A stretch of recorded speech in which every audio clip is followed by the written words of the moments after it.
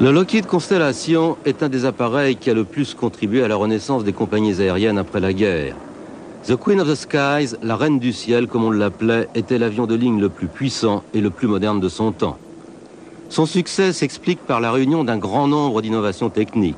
En plus, les courbes de son fuselage et l'équilibre de ses lignes en font un appareil remarquablement beau, à la différence des autres avions de ligne quadrimoteurs.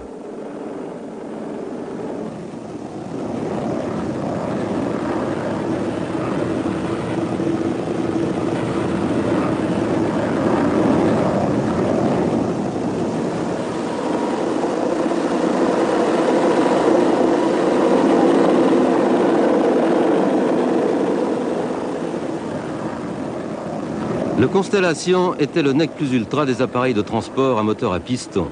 Ces versions, aussi bien civiles que militaires, représentaient un progrès important, mais l'apparition de l'aviation en réaction a raccourci sa durée de vie.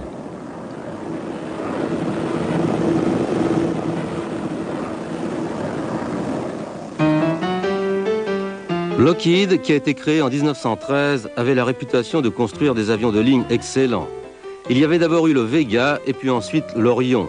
Deux pilotes très connus, Willie Post et Amelia Earhart, ont tous les deux volé sur Lockheed et établi un grand nombre de records.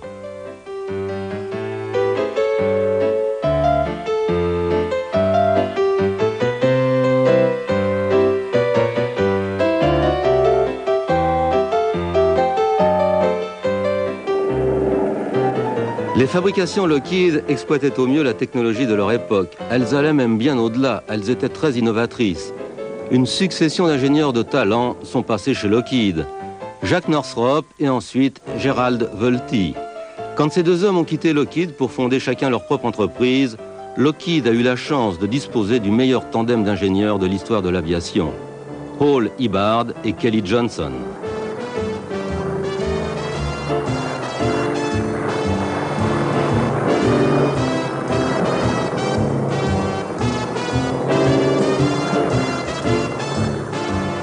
L'Electra et le Lodestar, d'excellents appareils de transport bimoteurs, sortent de chez Lockheed.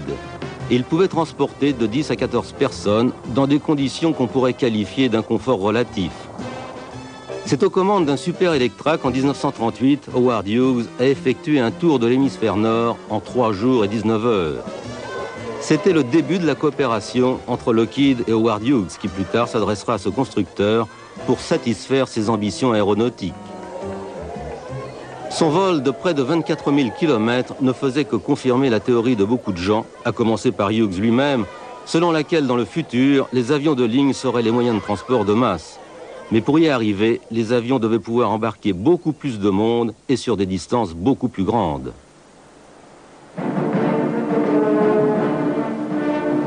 Lockheed travaillait déjà sur un projet de ce type avec son modèle 44, l'Excalibur, prévu pour embarquer 36 passagers quand Hughes a pris contact. Hughes savait exactement quel appareil il voulait pour sa compagnie TWA. Il voulait un avion capable de transporter 3000 kg entre New York et Los Angeles, sans escale et en 8 ou 9 heures. Ce devait être un quadrimoteur pressurisé, luxueux, avec une vitesse de croisière de 500 km/h.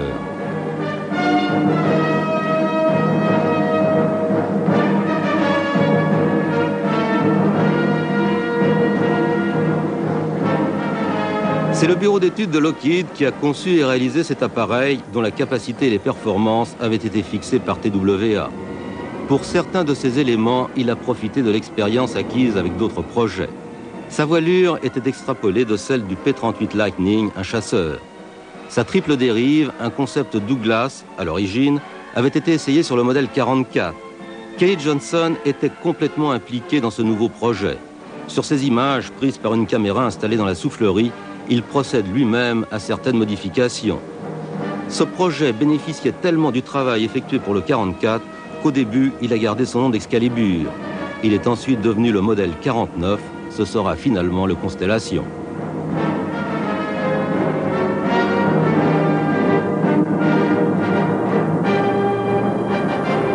Dans ce domaine de l'aviation de transport, la lutte entre les concurrents de Lockheed était acharnée.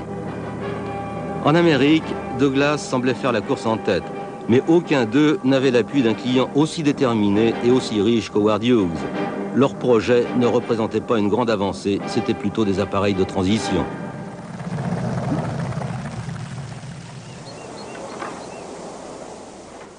Lockheed avait réalisé des travaux de recherche et de développement très importants dans les années 30, ce qui l'a beaucoup aidé dans ce nouveau projet.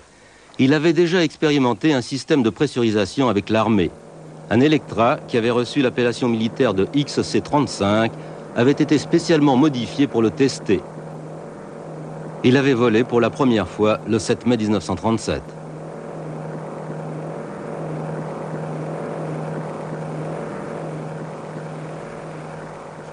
Ces essais ont permis à Lockheed de mettre au point le système du Constellation. La pression à l'intérieur de l'appareil restait celle du niveau du sol jusqu'à 3000 mètres d'altitude. Quand l'appareil était à 6000 mètres, elle ne dépassait pas la pression rencontrée à 2400 mètres d'altitude.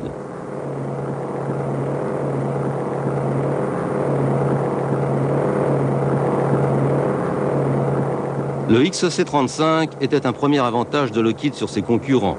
Le P-38 Lightning en était un autre. Son plan de voilure a servi de modèle à celui du Constellation. Cela n'a pas empêché que le Constellation soit proposé à Howard Hughes à un prix considéré comme astronomique à cette époque.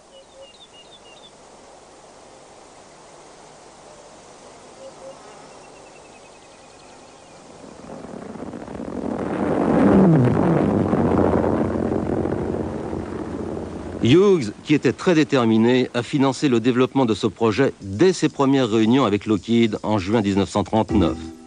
Mais les choses ont avancé lentement, car il a fallu résoudre un grand nombre de problèmes avant de lancer la production.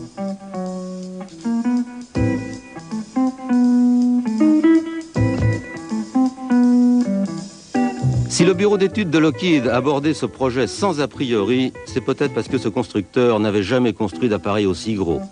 Exemple, les décisions qui ont déterminé la forme du Constellation. Des gros moteurs tournant à bas régime fatiguent moins et ont moins de chances de tomber en panne. On a donc pensé à combiner des moteurs de ce type avec des grandes hélices. Mais des grandes hélices imposent une garde au sol monstrueuse et donc un train d'atterrissage à vent très haut.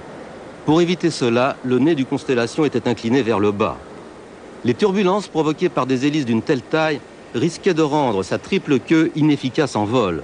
Pourtant, une seule dérive centrale aurait été trop haute pour les hangars.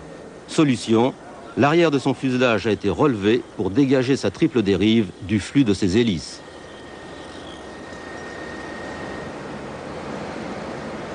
Voilà pourquoi cet avion, vu de profil, ressemble à un S aplati. Peu importe, cela fonctionne et en plus ce dessin est superbe.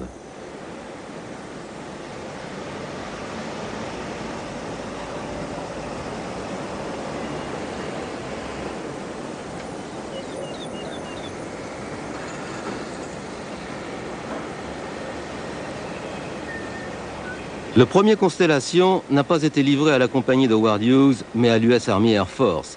Les États-Unis étaient entrés en guerre, la production d'avions civils était désormais consacrée à l'effort de guerre.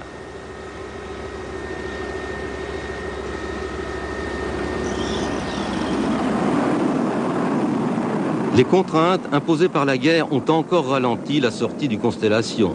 Mais le projet 49 finit par prendre l'air pour la première fois le 9 janvier 1943.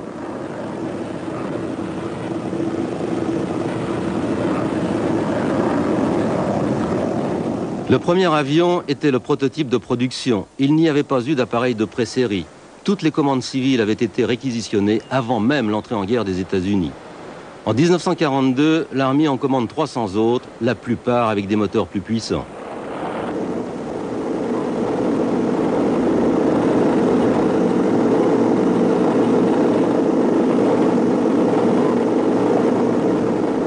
Les Constellations étaient devenues des appareils militaires, c'étaient désormais des C-69.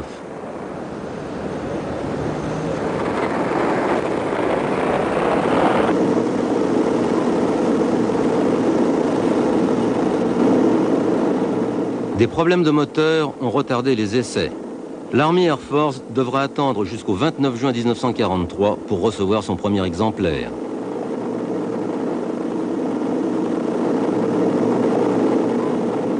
Pendant que l'appareil était immobilisé au sol, Lockheed et TWA en ont profité pour le repeindre et pour réaliser des prises de vue publicitaires.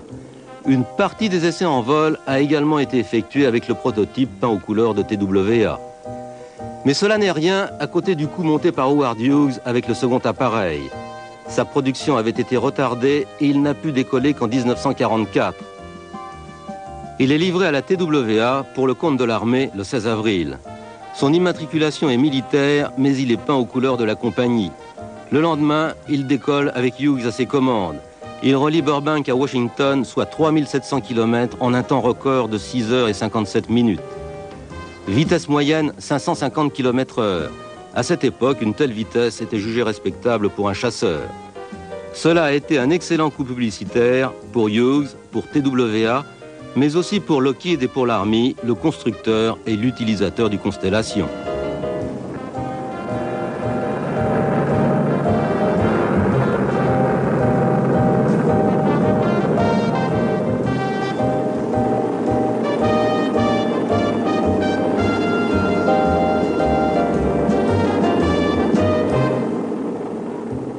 Après ce record, il est resté une semaine à Washington où il a pu être exposé et examiné.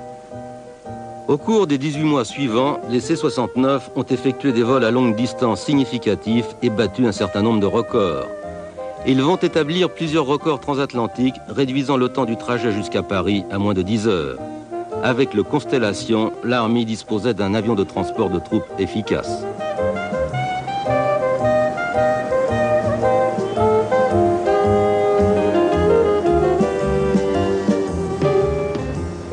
Le C-69 pouvait transporter 64 hommes en armes. Il pouvait aussi embarquer un tank léger ou d'autres véhicules moyens.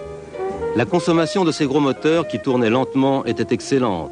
Son rayon d'action, sa vitesse et sa capacité d'emport plaçaient le Constellation bien devant ses concurrents. En 1945, ce n'était pas le plus important, mais cela allait représenter un avantage considérable pour Lockheed après la guerre.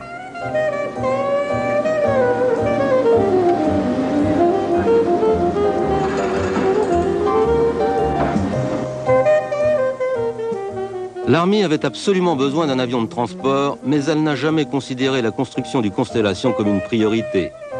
Elle avait demandé à Lockheed de concentrer ses efforts sur d'autres appareils de guerre. En plus de celle de ses Hudson et Lightnings, Lockheed était impliqué dans la fabrication des Boeing B-17. Lockheed s'est beaucoup occupé de quadrimoteurs pendant la guerre, mais il s'agissait plutôt de forteresses que de constellations. Sur les milliers d'appareils fabriqués par Lockheed durant cette période, il n'y a eu que 22 C-69.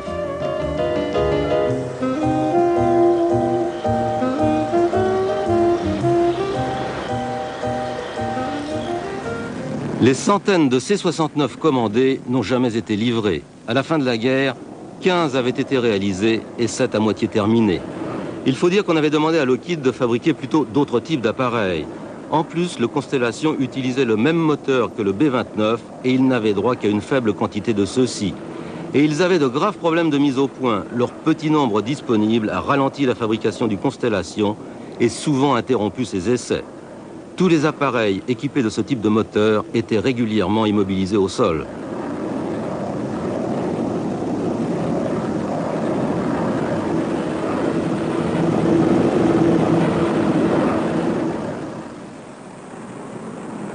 À la fin de la guerre, 12 des 15 exemplaires en service dans l'Army sont déclarés inutiles. Toutes les commandes militaires sont annulées. Mais Lockheed décide de continuer la fabrication du Constellation et d'en faire sa production numéro 1 dans la perspective de l'expansion des vols commerciaux. Les concurrents de Lockheed, eux, cherchaient à transformer leurs bombardiers en appareils de ligne ou à moderniser leurs projets d'avant-guerre.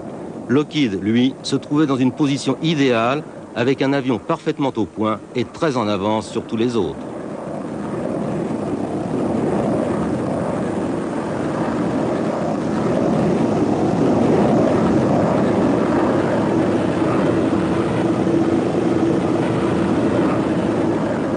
En rachetant à l'Army ces C-69, y compris ceux qui n'étaient pas encore terminés, Lockheed était en mesure d'offrir aux compagnies aériennes un avion complètement nouveau dès la fin de la guerre. La Pan Am a été la première à en recevoir. Le Constellation effectue son premier vol commercial régulier le 3 février 1946. La TWA le met en service 3 jours plus tard, d'abord sur ses lignes transatlantiques et un mois après pour ses vols transcontinentaux à l'intérieur des États-Unis. Les autres compagnies n'avaient que des DC-4, le Constellation était bien plus performant que le Douglas plus ancien.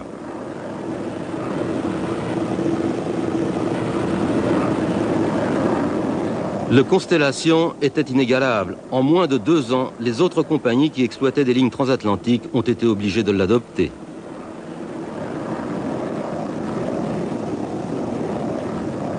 Lockheed avait 18 mois d'avance sur Boeing, Douglas et Republic. Les compagnies aériennes le savaient très bien. Une semaine après la fin de la guerre, 8 de ces compagnies avaient déjà commandé plus de 100 Constellations à Lockheed. Ces commandes représentaient un montant de plus de 75 millions de dollars.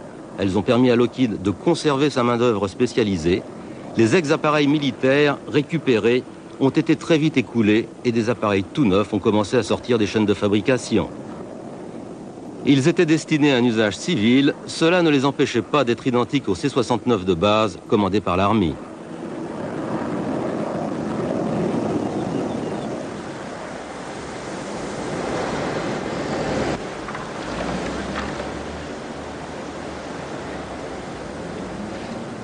L'avion a abandonné sa dénomination militaire pour reprendre son numéro d'origine. L'appareil de base était le modèle 49. Pendant la guerre, Lockheed avait développé 5 autres versions de son Constellation. Il s'agissait des modèles 149, 249 et ainsi de suite. Un de ces projets était un bombardier, les 4 autres des appareils de transport, dont 3 essentiellement civils. Le 49 civil a été construit à 73 exemplaires, y compris les C-69 recyclés. C'est leur existence, juste après la guerre, qui a donné le temps à Lockheed de faire évoluer son Constellation en un véritable appareil civil.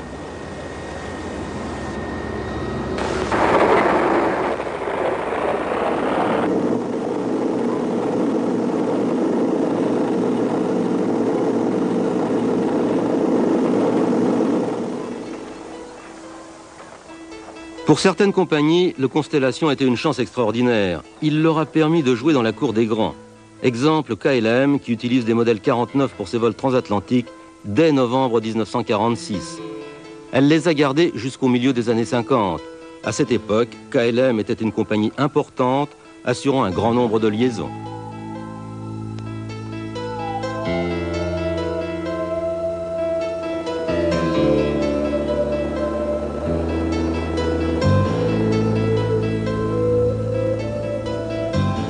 Le travail sur ce qui allait devenir la véritable version civile a commencé en mai 1945. Il s'agissait du modèle 649 développé avec Eastern Airlines. Ce modèle disposait entre autres d'une soute extérieure appelée Speedpack. Cette invention n'est qu'un exemple de plus de l'imagination du bureau d'études Lockheed. En effet, l'espace de chargement dont disposait le Constellation était insuffisant quand il était configuré pour un nombre de passagers maximum. Mais dans le même temps, ces moteurs disposaient d'une réserve de puissance. Pour ne pas réduire le nombre de passagers transportés, on boulonnait une soute supplémentaire en dessous de son fuselage. Sa capacité est augmentée de 3,5 tonnes et sa vitesse réduite de seulement 15 km/h. Ce modèle avait des moteurs plus puissants de 2500 chevaux. Le 649 effectue son premier vol le 18 octobre 1946. Il représente un progrès sensible par rapport au modèle 49. Il est mieux insonorisé et avec sa climatisation, son confort est de loin supérieur à celui de tous les autres avions de ligne de l'époque. Ces Constellations, surnommées Gold Plate par Eastern Airlines, sont mises en service en mai 1947.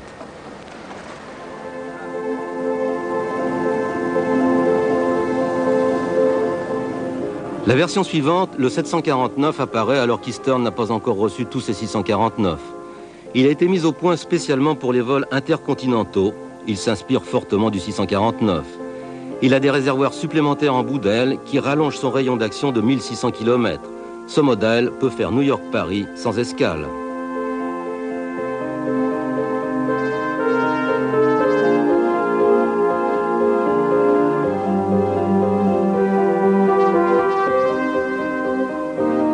Le 749A aura droit à encore d'autres améliorations. Air India est la première compagnie à le mettre en service, en plus de ses autres Constellations. Cette version a été modifiée pour augmenter sa masse au décollage. Sa charge utile est accrue de plus de 2 tonnes. Il faut dire que le Constellation avait pris beaucoup de poids.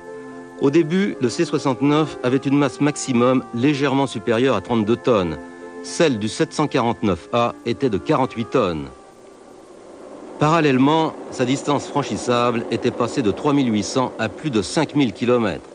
Un bon nombre des améliorations apparues avec le 749A seront intégrées aux anciennes versions, ce qui les rendra difficilement identifiables.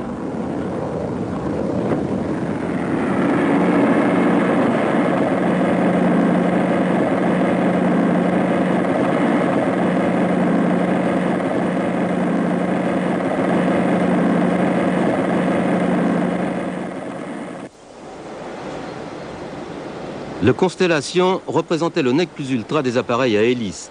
La technologie de ces hélices elles-mêmes était ultra moderne. Leur pas inversible permettait aux constellations d'atterrir très court. Ils pouvaient même reculer pour se garer. Elles pouvaient aussi se mettre en drapeau pour réduire leur traînée en cas de panne d'un des moteurs.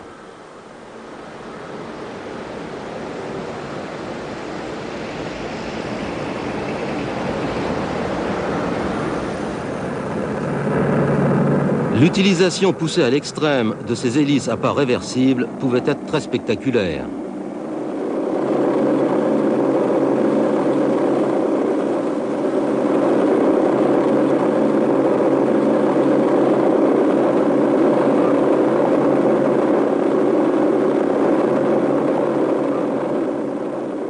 Ces hélices étaient parfaitement adaptées à ces énormes moteurs. Elles imposaient une garde au sol importante avec des trains d'atterrissage longs, mais en contrepartie, elles présentaient beaucoup d'avantages en vol. Les gros moteurs du Constellation tournaient très lentement, sans effort et avec une consommation minimum. Le Constellation pouvait encore voler avec deux moteurs coupés, même si ces deux propulseurs en panne étaient situés du même côté. En usage normal, ces moteurs ne fournissaient qu'une faible partie de leur puissance. Ils avaient donc des réserves considérables.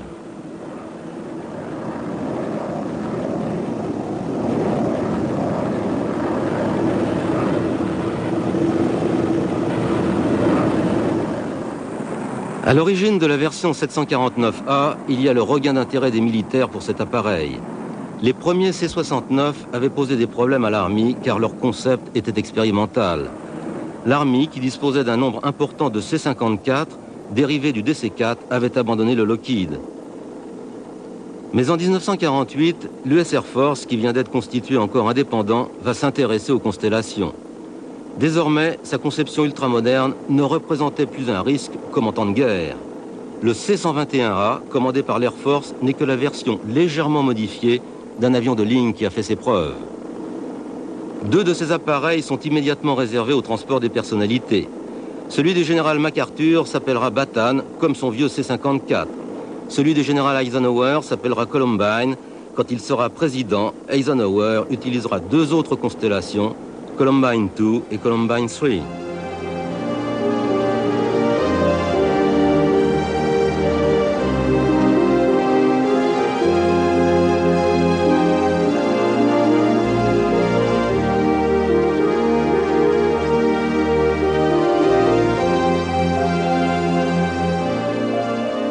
Les autres C-121A servent à transporter du fret ou des hommes. Leur plancher est renforcé, ils ont des grandes portes à l'arrière. Dans les années qui suivent, les 10 avions commandés par l'Air Force seront tous transformés en appareils pour le transport des personnalités. Le premier est livré en décembre 1948, le dernier en mars 1949. Ces appareils seront utilisés pendant près de 20 ans, ils ne seront réformés qu'à la fin des années 60.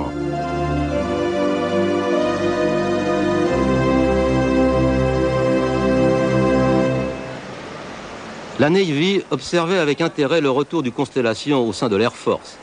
Une nouvelle fonction militaire de cet appareil était sur le point de voir le jour. Le C-121 va entraîner une redéfinition de l'utilisation militaire des gros avions de transport.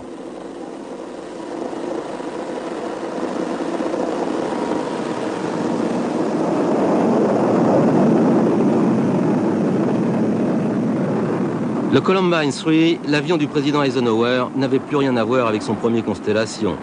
Cette version était un rappel volant des premiers appareils construits, des premiers C-69. Son immatriculation militaire était 310-309. Son numéro de série, 1961. C'est sous le nom de Vieux 1961 qu'il va devenir célèbre.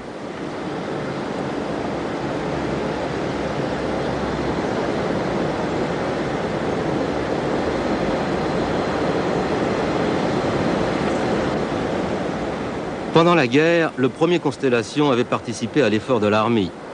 Il avait été remotorisé en catastrophe avec des Pratt & Whitney en étoile, car ces doubles cyclones Wright n'en finissaient pas de poser des problèmes. Ainsi transformé, il avait été rebaptisé XC-69E. Il ne sera plus transformé jusqu'à la fin de la guerre, moment où il a été mis en vente et racheté par Howard Hughes. En 1949, ce dernier le revend à Lockheed, qui le transforme à nouveau pour en faire le prototype du modèle 1049.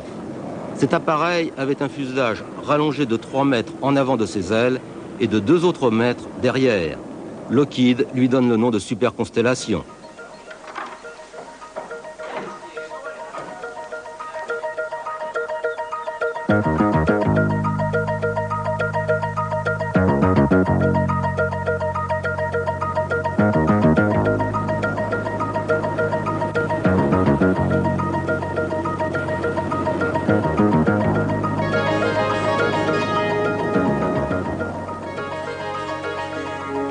TWA avait participé au développement de cet appareil, mais Eastern Airlines avait passé sa commande avant et reçoit le premier. Son fuselage allongé n'est pas sa seule amélioration, il y en a beaucoup d'autres. Un meilleur système de dégivrage, des surfaces de voilure renforcées, de plus grands réservoirs et des nouveaux moteurs. Sa masse totale n'est augmentée que de 12%, mais sa charge utile de 40%.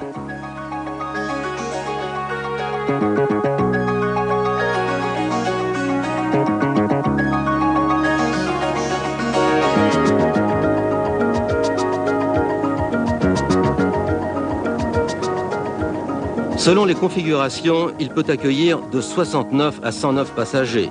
Il y a des versions long courrier, d'autres pour les courtes distances. On peut aussi l'aménager pour transporter plus de fret sur certaines routes ou simplement quand il y a moins de passagers à bord. Lockheed cherche par tous les moyens à ne perdre aucune parcelle de son marché.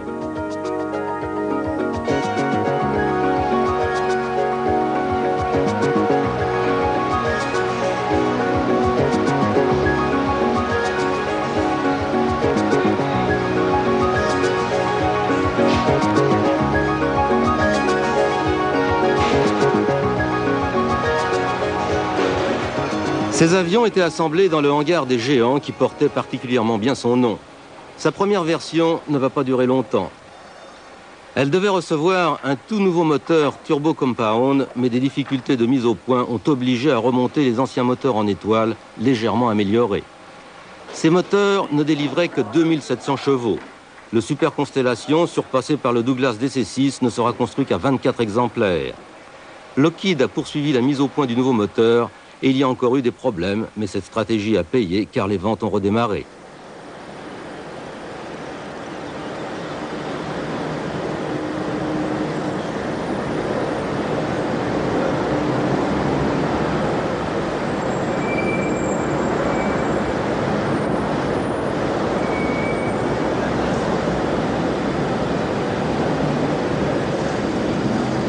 Avec son nouveau propulseur, le Super Constellation avait un rapport poids-distance franchissable amélioré de 20%.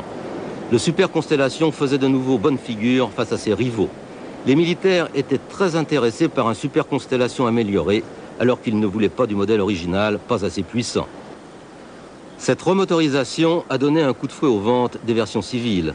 Sans cette évolution, le Super Constellation n'aurait peut-être jamais servi à tester ce qui va être une véritable révolution de l'aviation militaire.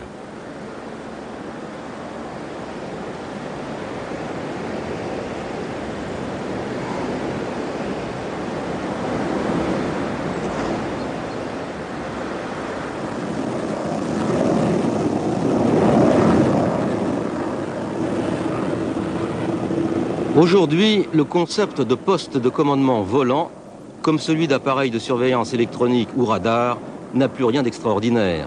Leur utilité est incontestable, ils sont devenus indispensables. C'est avec des constellations que leur validité a été prouvée. C'est aussi le Lockheed qui a effectué les premières missions opérationnelles de ce type. Le vieux 1961 a été le premier appareil équipé de coupelles radar au-dessus et en dessous de son fuselage. Les premières constellations de surveillance ont été livrées à la Navy.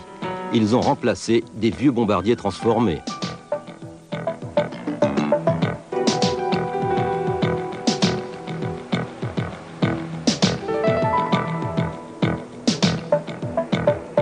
À bord, il y a un équipage de 22 personnes composé des pilotes, des opérateurs radars et des ingénieurs. Le rayon d'action de ces appareils et la grande portée de leurs installations électroniques ont très vite démontré la validité de ces WV-1 de la Navy. Leur utilisation est devenue courante dans les opérations navales. L'Air Force ne va pas tarder à reprendre cette idée.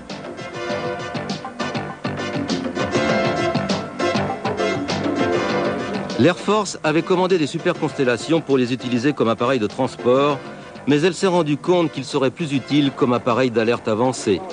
Elle modifie la commande de ces 10 premiers appareils qui seront des appareils de surveillance radar, les RC-121C.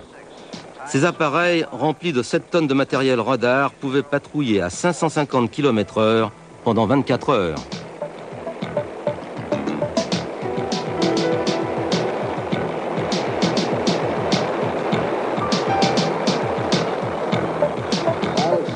Le RC-121C était comparable aux superconstellations de la Navy. Au-dessus de son fuselage, il avait une bosse de 2,40 m dans laquelle se trouvait son radar de recherche. Il avait aussi un scanner dans un dôme ventral. Les RC-121C sont entrés en service en 1953. Ils ont surtout servi à patrouiller le long de la côte ouest des États-Unis. Le modèle suivant, le RC-121D Warning Star, est commandé à 72 exemplaires dès 1954. Ces appareils ne servent plus seulement à la détection, ils ont aussi des fonctions offensives. Par exemple, le guidage des intercepteurs.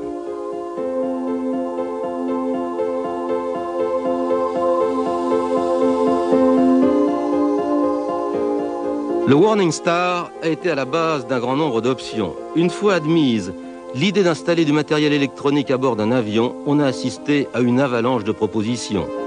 Les systèmes électroniques et de surveillance ultramodernes se sont multipliés. Souvent, des versions de transport étaient renvoyées à l'usine dès qu'elles étaient livrées pour être transformées en avions électroniques. Les différents services de l'armée semblaient avoir un appétit insatiable pour ce type de machine. Le modèle principal sera construit à plus de 220 exemplaires, sans compter les petites séries et les versions uniques. Il ne faut pas oublier non plus que la plupart de ces appareils ont été entièrement rééquipés au moins une fois.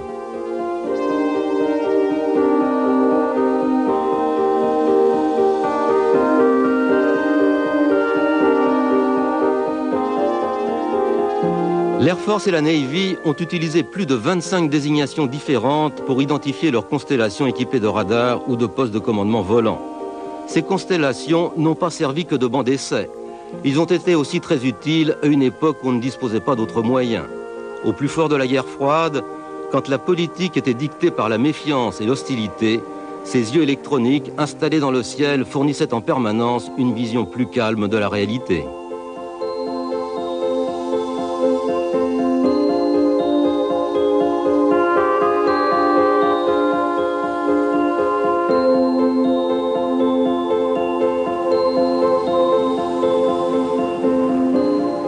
En 1962, la désignation RC se change en EC.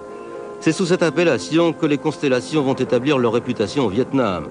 Ils étaient un élément central de la stratégie de défense américaine. Ils étaient aussi utiles que leurs homologues de transport pouvaient être inutiles. Ils avaient besoin d'un carburant différent, leurs moteurs à piston étaient des antiquités, mais on continuait à les entretenir avec le plus grand soin.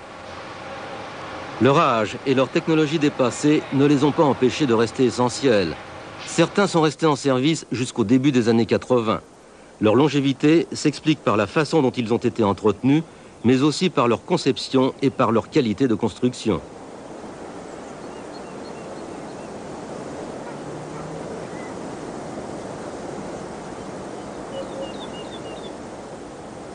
L'arrivée des appareils à réaction a été le début de la fin pour le Constellation.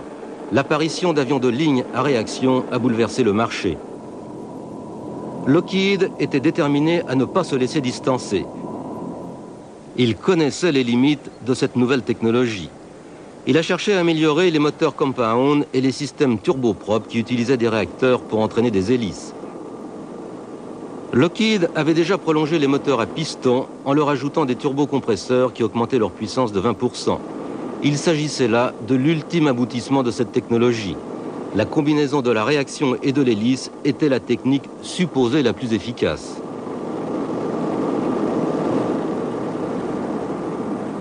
Une fois de plus, c'est le bon vieux 1961 qui va servir de banc d'essai à une innovation majeure.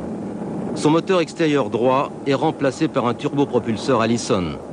Cela n'a pas suffi à sauver le Constellation, mais c'était un pas en direction d'un des appareils les plus réussis de Lockheed, le C-130 Hercules. L'Electra en a aussi profité et Lockheed a pu garder une place dans le secteur de l'aviation commerciale. Mais en ce qui concerne le Constellation, le fait qu'il soit considéré comme le meilleur avion de ligne à moteur à piston a quelque peu empêché de prendre au sérieux l'éventualité d'une version à réaction. D'autant que le modèle le plus achevé, le Starliner, était encore à venir.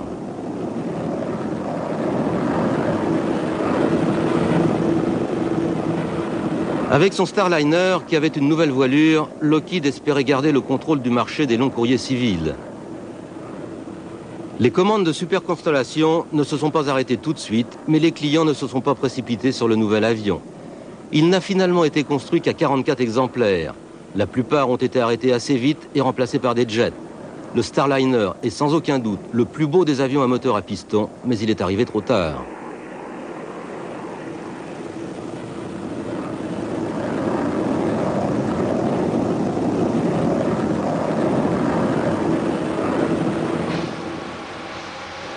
Lockheed a continué de travailler sur son Constellation. C'est par exemple sur lui qu'ont été essayées et mises au point des antennes devenues aujourd'hui familières.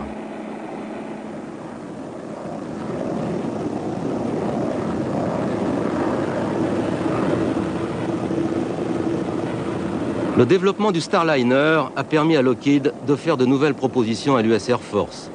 Son constructeur a investi beaucoup d'argent et beaucoup de temps pour trouver le meilleur équipement qui convienne à cet avion. Son antenne rotative n'est qu'une des innovations développées pour ce projet. Avec ses turbopropulseurs, son rayon d'action augmenté, ses aménagements particuliers et un grand nombre de nouveaux systèmes, le Starliner attendait ses clients. À ce moment, il n'y avait plus aucun doute sur l'utilité des radars et des postes de commandement volants. Le maintien d'une flotte d'appareils de ce type était indispensable. Il allait bien falloir remplacer les C-121 qui se faisaient vieux.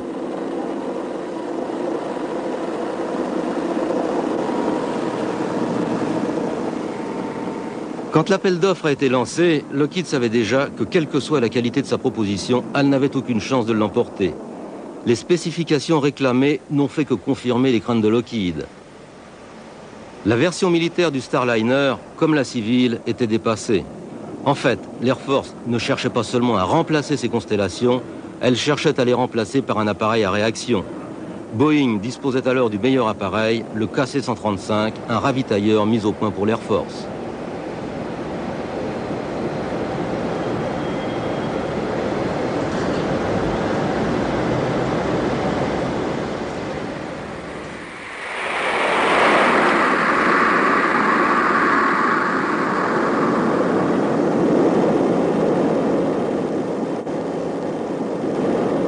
L'apparition de nouveaux appareils n'a pas signifié pour autant la fin de l'utilisation militaire du Constellation. Mais la mise en service du Boeing civil a obligé très vite les compagnies aériennes à abandonner leur Constellation. Cela n'a pas été le cas pour l'Air Force et la Navy, qui étaient satisfaites de leur Constellation et en avaient encore besoin. Les premiers C-121 de l'US Air Force, déployés dans le sud-est asiatique, arrivent en Thaïlande en avril 1965. Les constellations de la Navy y avaient été impliquées dès août 1964 au moment de l'incident du Tonkin. Les constellations ont opéré tout au long de la guerre, rendant des services inestimables. Ils ont rempli un grand nombre de fonctions différentes. Leurs fuselages, dans lesquels il y avait beaucoup de place, ont été rééquipés plus d'une fois.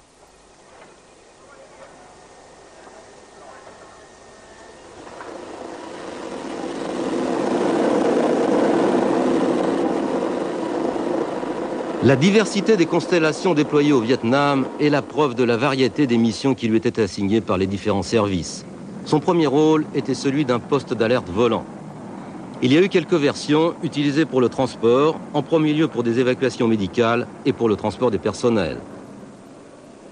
Mais ce sont les versions électroniques qui ont été le plus déployées. Une de celles-ci était un relais pour les informations provenant de détecteurs installés sur les routes de ravitaillement nord-vietnamiennes au cours de l'opération Igloo White. Se servir des jets pour ces missions, alors qu'ils étaient utilisés à plein pour des missions de ravitaillement, aurait été aberrant. Et les Connies, disponibles et fiables, faisaient parfaitement l'affaire.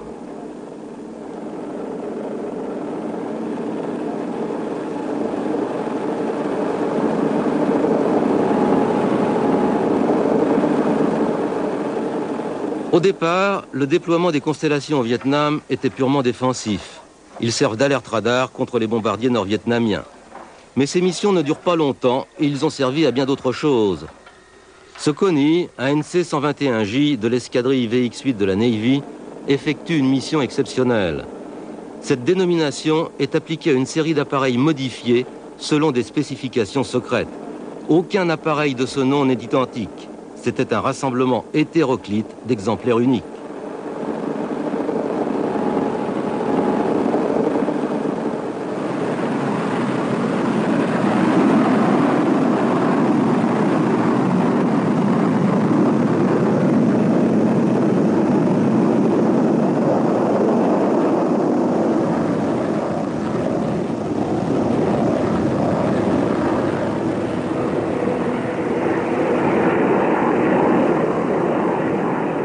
L'équipement installé dans celui-ci est véritablement hors norme.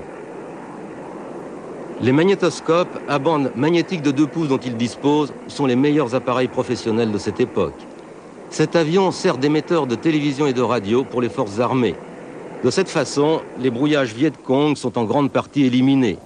Pour émettre à partir du sol, il aurait fallu des infrastructures qui auraient représenté des objectifs et qu'il aurait donc fallu protéger. Ce Constellation coûtait moins cher que tout un réseau d'émetteurs.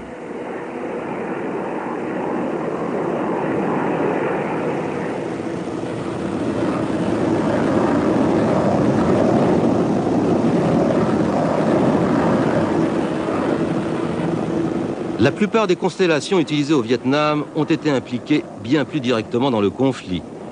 Une de leurs tâches les plus difficiles a été la surveillance des communications nord-vietnamiennes. Dès le début des opérations au-dessus du Nord, les constellations sont devenues indispensables. Leur rôle est progressivement passé du défensif à l'offensif. Les MiG nord-vietnamiens étaient informés avec précision des mouvements des avions américains dans leur espace aérien. Les avions radars américains ont procuré à la chasse américaine le même genre d'informations. Mais avec l'évolution de la guerre, le rôle des constellations est devenu beaucoup plus actif. Ils servaient directement à diriger les raids d'attaque contre le Nord-Vietnam. Et quand le Nord a commencé à s'équiper de missiles, les Connies ont servi à repérer les sites de lancement de SAM. Cela permettait 2 choses. D'une part, prévenir les avions américains du danger, et d'autre part, diriger dessus les appareils qui allaient les détruire.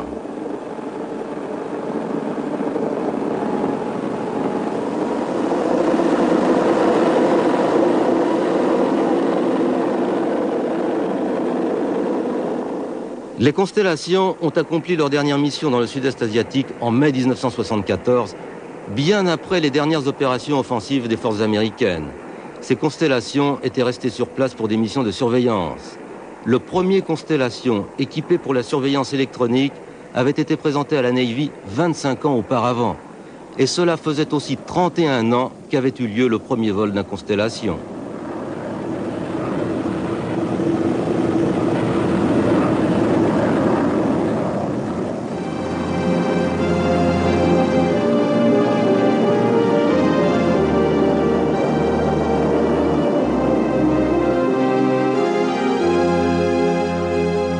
Les constellations ont été arrêtées bien avant d'être usées. Les grandes compagnies aériennes ont été obligées, en partie pour des raisons de prestige, d'abandonner leurs avions à hélice. Au début des années 60, les constellations civiles n'étaient plus utilisées que par des petites compagnies et sur des lignes de moindre importance. On a continué de les utiliser pendant de longues années. Progressivement, ils sont devenus des avions cargo et encore après des appareils agricoles ou des appareils anti-incendie.